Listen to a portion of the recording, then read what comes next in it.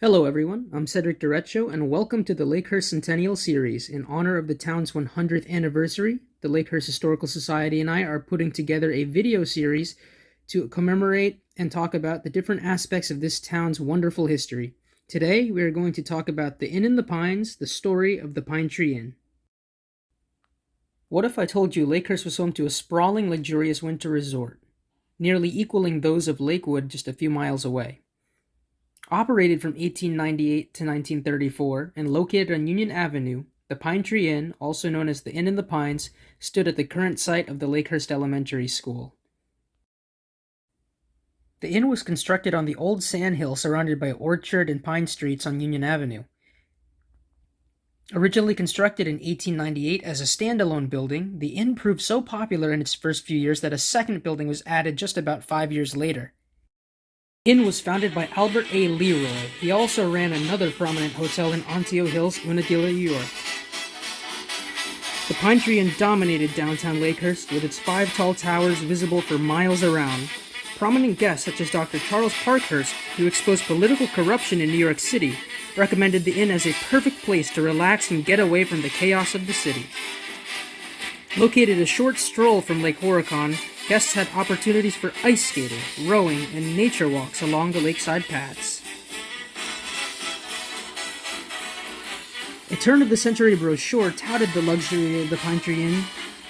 In the heart of New Jersey's great pine forest, besides beautiful Lake Horicon, surrounded on every side by pine woods, it is the only resort for miles around. Boasting 149 rooms, the spacious resort had 5 tall towers in the front, 2 parlors, a music room, gift shop, a huge amusement room for major events, billiards, pool, shuffleboards, and a bowling alley.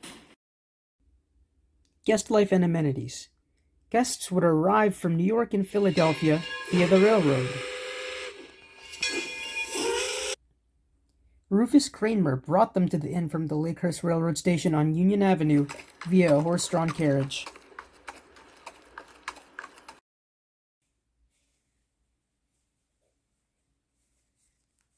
In later years, guests would bring their own automobiles out to the front.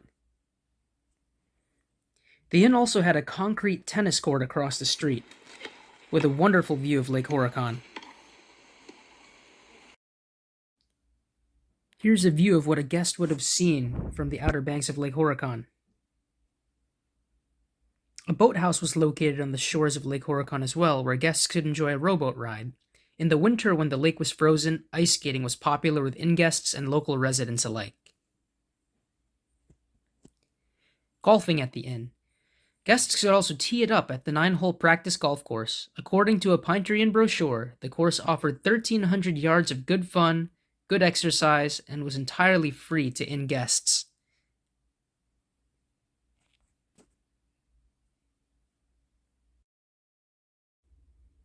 Nature walks around Lake Horicon were a highlight of any guest's stay, as evidenced by these old family photos.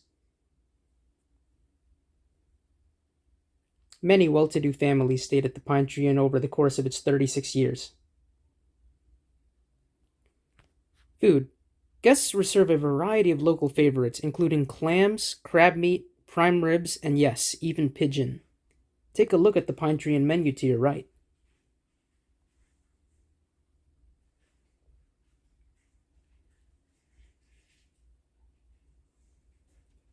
Menus changed seasonally.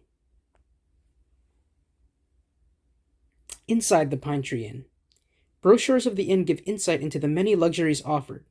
As we stated earlier, a library, gift shop, music room, bowling alley, and a 125-foot-long sun parlor, dance hall, and card rooms with billiards and shuffleboard were all included.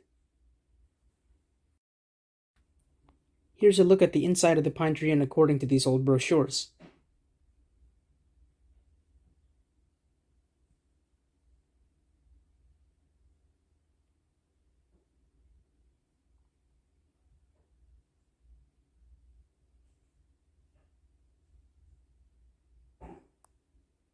Many photographs were taken from the guests themselves, and plenty of postcards remain.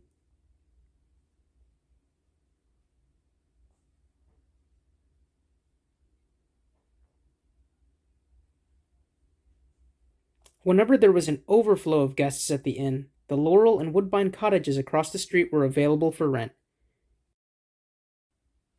Tunnels that used to connect these homes to the inn for workers to access are still visible today, although closed off.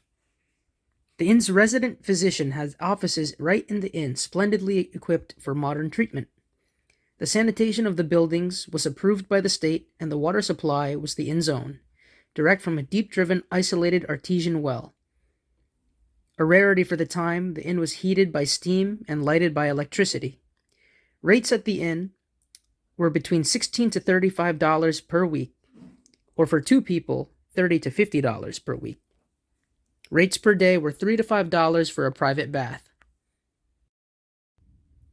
Adjusted for inflation, the weekly rate in 2022 dollars ranged between $575 and $1,250 per week. In the inn's later years, guests were able to see the Zeppelin and U.S. Navy airships fly above as they departed from the nearby Lakehurst Naval Air Station. During the arrival of airships such as the Graf Zeppelin and Hindenburg, traffic coming into town stretched for miles around. Thousands of tourists from all over the country flocked to Lakehurst for Zeppelin landings. The end of an era. The fate of the inn proved to be one of the many casualties of the Great Depression. Like the famous luxury train, the Blue Comet, the Pine Tree Inn could not survive the effects of the global economic crisis, and a once steady stream of guests turned only into a trickle. Even large events like live music and dancing were not enough to save the inn. There are still some great stories from this period that local residents recall. Marshall Sewell out of Lakewood, who played in Lou Polcrano's band at the inn, recalls, "One hot 4th of July night, the windows were open in the inn's dance hall in the non-air-conditioned building, and some local boys started throwing lighted firecrackers onto the dance floor as the young women screamed. By 1934, the inn closed and the building and its vacant rooms housed a sewing factory until 1937. After a large fire caused irreparable damage, the inn was razed in 1937, the same year of the infamous Hindenburg disaster. For 36 years, the Pine Tree Inn brought luxury to a little town in the Pine Barrens. Little trace of the buildings remain, but even up until the 1980s, baseball players at the current site of the Lakehurst Elementary School reported old bricks from the Pine Tree Inn. The old ballroom ended up being moved to Route 70 and was purchased by Mayor Harold Fusil. Rolled by logs, it became known as the Chataway Inn, which itself became a local landmark. It was finally torn down in 2014. Today, plenty of artifacts from the inn still remain, including photographs, letterhead, postcards, china, books, and more. The Lakehurst Historical Society Museum, located at Center Street in Lakehurst, has a dedicated year-round Pine Tree Inn display.